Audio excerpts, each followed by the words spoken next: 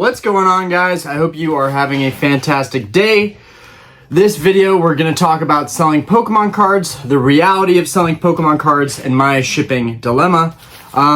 So I had something happen to me today for the first time ever. I figured I could share it, maybe get some answers. I did look online, but I don't like spending a lot of time on Reddit, on eBay forums. I don't like spending a bunch of time. It feels like I'm wasting time when I could get direct answers back from the community, from other people that are selling, and maybe even help out some people that are also selling cards. So recently I have gone on a rampage of selling, well, not a rampage. I've been selling a lot of Pokemon cards, right? I've been selling a lot of basic bulk style Pokemon cards, you know, a couple dollars here and there, nothing crazy. And I've been using these envelopes. Yeah, this one was returned to me. I always write fragile on the back of them, typically, so they don't mess them up.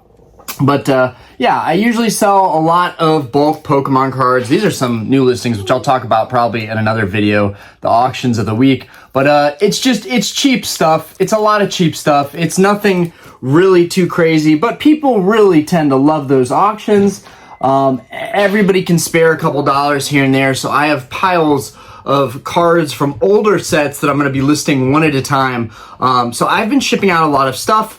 It probably hasn't been worth all the effort, time, gas that I've been putting in, but I've been doing it anyways. I really want to up my game on eBay, and I want to take a big leap forward with my sales credibility. I want there to be 1,000 sales basically by the end of January. By the end of January, I would like to have over 1,000 sales. That's kind of my goal. I figure if I can do 50 to basically I have to do 150 each week in January. I have to ship out 150 cards each week in January.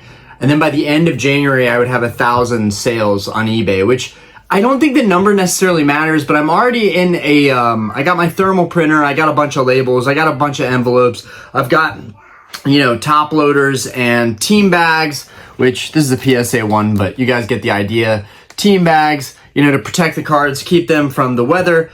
There's a lot of steps that go into shipping cards out, and I like to think that I take all the precautions, but I got my first ever returned mail after almost 400 sales on eBay and at least 200 plus cards like this that were shipped out in just a basic envelope. And I've never had a return mail. I've never had an envelope not make it to the original buyer. Now, this buyer didn't make a fuss. I let him know, like, hey, this is what I got back. Obviously, I've X'd out, you know, I blacked out any of the personal information. But yeah, this is what we have here. And it's kind of confusing. I'm not really sure why it got sent back. You can see the postage is 63 cents. This was weighed in at an ounce. It weighed in barely when I weighed it after getting it back. When I weighed it again, it was 1.1. I weighed it on an even more accurate scale, and it was 1.07. So they either clipped me for this being 0.07 ounces over, because anything that's an ounce or under qualifies for the eBay, $20 or under. You know, if anything sells for $20 or less, you can use eBay's standard envelope. Very easy to just print it out on the label maker, slap it on. It's changed my life as a seller on eBay. I love having the thermal label maker. It's super helpful and just super easy. I love using it, and that's part of the fun of selling now is I actually enjoy the process of shipping cards out. While it is getting hectic with work, YouTube, eBay, you know, running the bar, and spending time with my family, it's getting a little crazy. I enjoy it, and it's a nice, healthy routine for me. But anyways, back to the envelope. This is the first time I've ever received this, and there's a couple reasons that I could have received this. Now, I've been trying things out. So typically when I sell cards, you know, I did some Pokemon card selling videos. They tended to do very well. But this is more on the just selling cheaper cards, using envelopes, and methods you could go about and what can happen. So this is the first time this happened to me. So I would say most envelopes that are at least an ounce or even slightly over an ounce will still get to their destinations, even if they're a little bit over an ounce, 1.1, 1.2 ounces. You know, 63 cents for an envelope, that's I think that's totally fair. I think it honestly should be 25 cents to 50 cents, but 63 cents, whatever.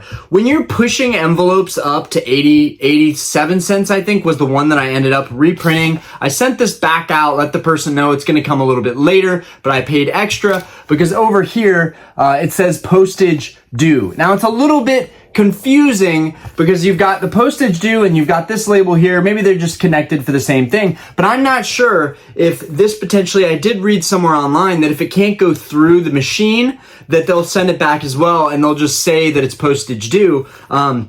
So what I did was, so with the card that I shipped out in particular, in the past, I've basically done one very basic thing. I've done top loader, card in sleeve, inside of top loader, like so. We've got this nine tails, it's in a sleeve, throw that in a top loader, okay? A lot of people just tape these over and ship them out that way. I don't like doing that. I like to have these in a team bag, in plastic, protected. Also, it makes sure the card doesn't move around.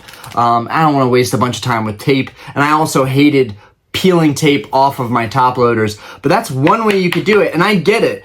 You know, I tried to do something nice with this card in particular. I threw in some extra cards. With a lot of my smaller card sales, I appreciate people supporting me, so I usually toss in a bunch of extra cards. That can actually bite you in the butt, and here's why. One, you're making the envelope thicker. Two, you're adding weight to the envelope. So here on out, first off, I'm gonna weigh every single envelope that goes out from here on out because I wanna know on the dot if it's gonna be under an ounce. And if it's over an ounce, I'm gonna try and remedy that by taking stuff out. But I like the idea of throwing a couple extra cards in there. So lately, I've been doing a different method. I've been using these ETB dividers. They're very rigid, they're very tough. I've been using these dividers. And then you always, in every ETB, which I have tons of, you get these extra energies. I used to think it was just one type of energy, stupid me. It's actually several kinds of energies. Anyways, I usually, with the cards that I sent out recently, and none have been returned yet other than this one. So I'm hoping my new method still worked. Because it is crafty, it does save money, and I'm using what I have to work with instead of buying more top loaders. Which top loaders are not that expensive, but it can add up if you're doing cheap cards. If you're shipping out hundreds of cards very quickly, it can add up quickly, and then I would run out of top loaders, and I didn't want to run into that dilemma. So I wanted to try something else while also gifting extra cards. So we'll do some energies in the back. We'll do some. Let's get some basic cards here. We got some extra cards that I pulled on stream. We'll throw those in. So those will go, let's use this Diglett as an example. Let's say this Diglett is sleeved. It's sleeved up. We got some extra cards I'm gonna throw in front of this Diglett. And then we're gonna put this divider, which is very thin, very lightweight, behind it. And now you have a very, very rigid set of cards. We put this in the team bag and we fold over the team bag like so it's perfectly covered in the team bag, okay? These are the steps that I've been taking shipping out cards recently. It's probably gonna change. You know, I wanna try different things, not necessarily to save money, but just to see what works. So what I did was I ended up with this package, I sent it back out with the cards inside, with the cardboard. Now on this package in particular, I tried something different. I didn't use the divider, I actually used a thicker piece of cardboard, the kind of cardboard that you see on boxes or packages, which we have to open that up for a mail day, but I used a thicker piece of cardboard, and you can see the indentation here on the mail. You can see where that cardboard was, and maybe it was too thick to go through. So I'm actually experimenting here, and I'm gonna see with the upped postage amount if the same card packaging goes through, and I just needed to pay a little bit extra shipping. It could be that whoever this was just wanted to nick me, wanted to, you know, knock me on just having 0.1 ounces over on a stupid envelope. I'm honestly shocked that it came back. Also, it was annoying because I've been shipping a lot of stuff out, and I had to go to my seller hub, and then I had to go. What I do is I always delete all of my sold listings. I don't want to look at them. Out of sight, out of mind type deal. So basically, I had to go to my archived listings and see all the sold listings. even though I think you can just check sold listings on the Seller Hub. It's a little bit confusing. I did it 2 different ways on 2 different times, but basically I went back. I had to go back to that card, buy a new shipping label for that card, and then you can void out labels. If you print them and you print the wrong label, you can void out that label, and then hopefully USPS gives you a refund. In this case, with envelope labels, and this one had already gone through the system, but with envelopes on eBay, you cannot void these out. So if you make a mistake and accidentally print an envelope label that's short on postage, you're just going to be out that money. I'm hoping this will help some people with shipping cards out. But anyways, I'm still confident that my new method of using the actual cards as a rigid cardboard to ship stuff out will work, because I like the idea of giving people, throw in some energies, throw in some basic cards from different sets. It's a nice little gift. And oftentimes when you're ordering cheaper cards, you don't get anything with it, okay? And nobody owes anybody anything, right? When you sell cards, you don't have to give anybody anything extra, but that always bothered me a little bit. I always liked when I got the occasional seller that ended up gifting me something extra. You're going the extra mile when you do stuff like that. I write, thank you on the cards. I throw in some extra cards. This is also to ensure a lot of times these envelopes may or may not get to their destination. Sometimes they don't populate the fact that they've arrived there. So I think doing the extra thing, that makes people happy will actually make them go out of their way to even leave you feedback and let you know that they've received their mail, because they appreciate you going out of your way. And in this case, I could have asked the buyer to cancel, but I didn't want to put it on them. So I just thought, you know what, suck it up. Print a new label for 83 cents. It's going to eat up anything I made on the sale of the card. It was a Celebrations Lugia, which most people would think, how did a Celebrations Lugia even sell? But I'm starting to see a lot of these sales do pretty well in terms of cheaper cards, and I'm realizing it's probably because no one else is doing it.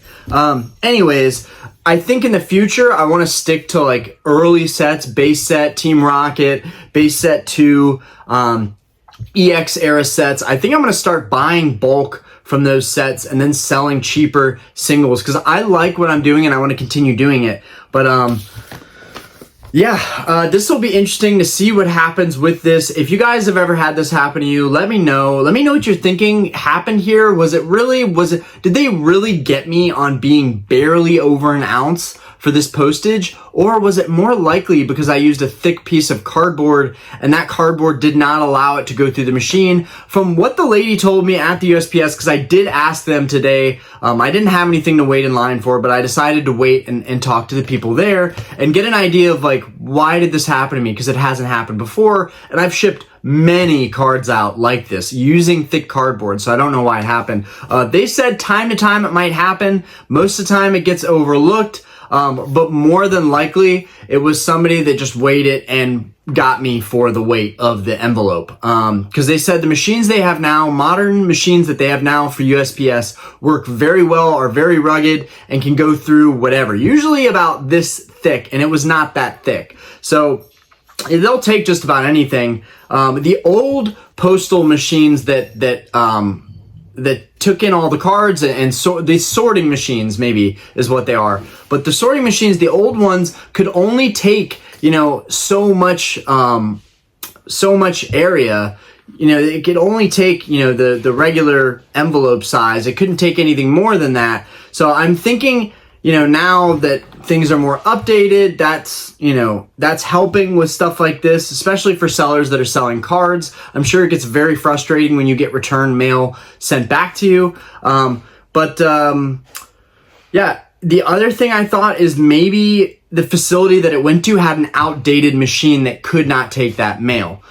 Either way, very frustrating. I wish there was a way that they could find this and figure it out before it actually got to its destination, because this actually got several states over until it was returned back. I don't know why it can't get sorted and weighed in immediately so that they know if there's an issue with certain pieces of mail. But that was my that was my experience that I had recently. I would highly recommend, if you are selling single cards, to weigh everything out, and not just the cards themselves, because that's what I had done in the past. And so I know from experience that putting a couple cards together and sandwiching them in, maybe putting a piece of cardboard, I know that it's almost always under an ounce. But now I will be weighing it with the envelope too, so I can be doubly sure. This is the first time I've ever paid for an upcharge piece of postage. So that was very annoying because I had to backtrack there a little bit. But it's an important reminder that I still make mistakes. I still don't exactly know how everything works.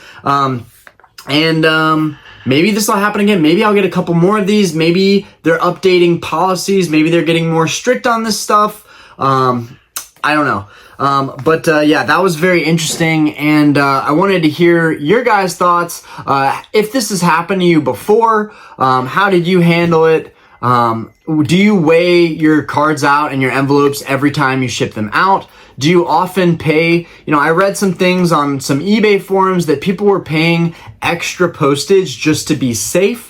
That's something that I could consider in the future, but it would seriously eat up the very, very minuscule margins that I have on cards like this. So it's very important to keep costs low and to be efficient. And that's why I'm trying to do stuff like using cardboard, throwing in extra cards, losing the top loaders. I'm trying to do a couple different things, and eventually I may just go back to just using top loaders. Nothing extra gets thrown into the envelope because I don't want to deal with stuff like this happening again.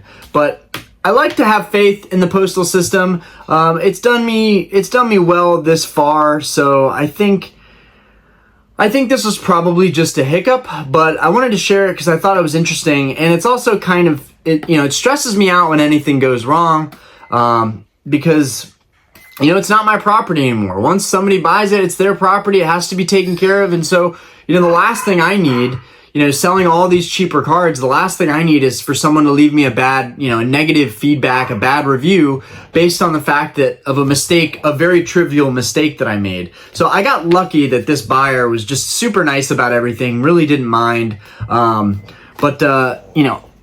Like I just showed, we've still got stacks of these cheaper cards to get shipped out, and it is definitely a concern that I have moving forward that it really won't be worth it if more of these get sent back.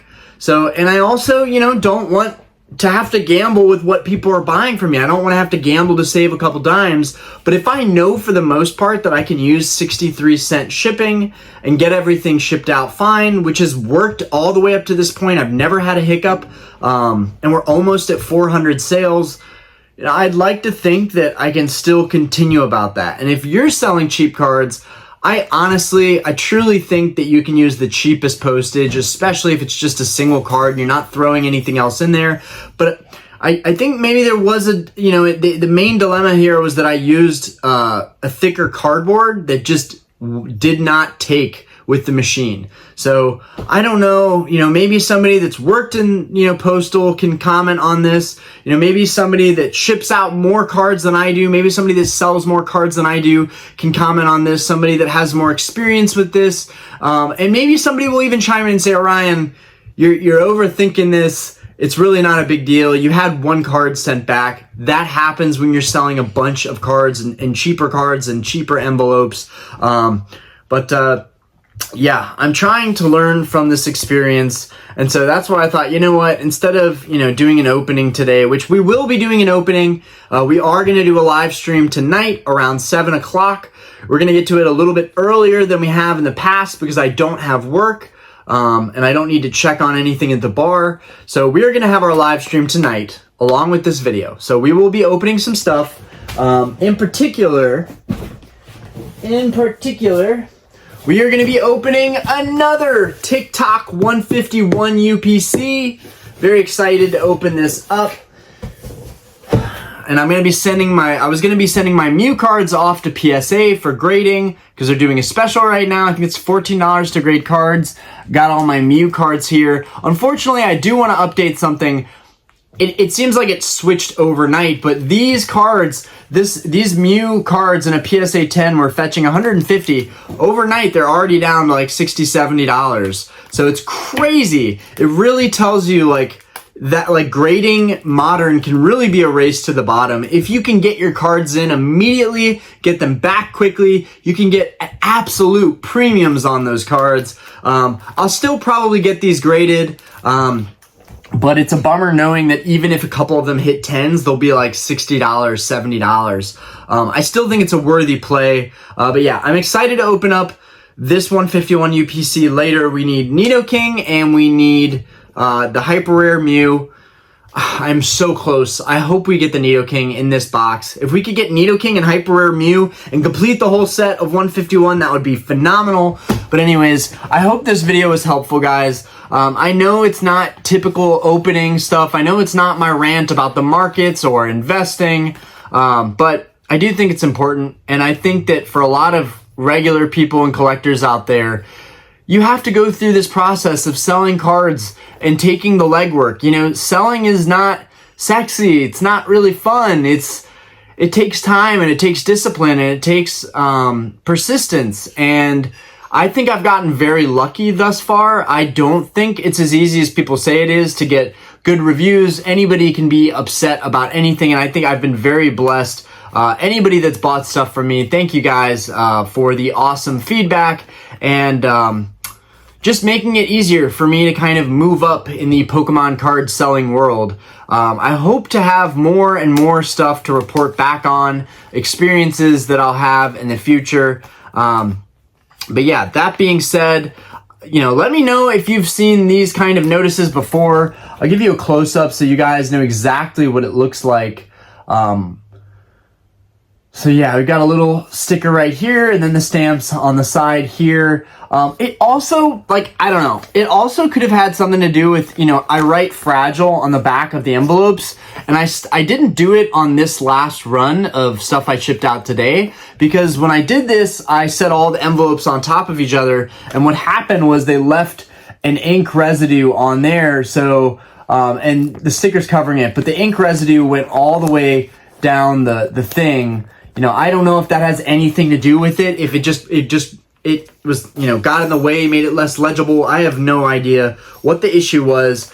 You know, I honestly hope that it's just the postage. I know it's kind of trivial to most people, but it really matters to me to get to the bottom of this and like know why this got sent back. It's just, I'm very curious about it. And I want to know, are they being sticklers for the postage due? Was this just an unlucky one that got sent out? Because if that was the case and the next one gets delivered, that tells me that the thickness is irrelevant. You know, but if the next one gets returned, even with higher postage, then that means that the thickness is not irrelevant, the thickness, and that if you are going to put extra cards or cardboard in this stuff to try and give it some rigidity, that's going to get your stuff sent back to you. And hopefully that'll help people out. You know, I think everybody knows, like, this isn't that complicated, Ryan. Just put a card in a top loader. But I'm trying some different things because over the course of selling thousands of cheaper cards, you're going to use thousands of top loaders. And I don't have thousands of top loaders to use.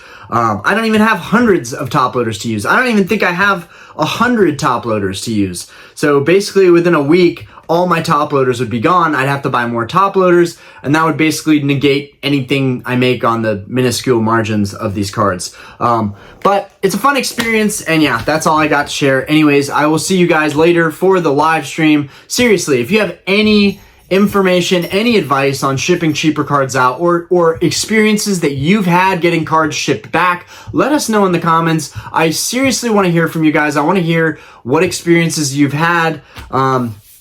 And yeah, anyways, peace out, guys. I'll see you at the live stream later tonight.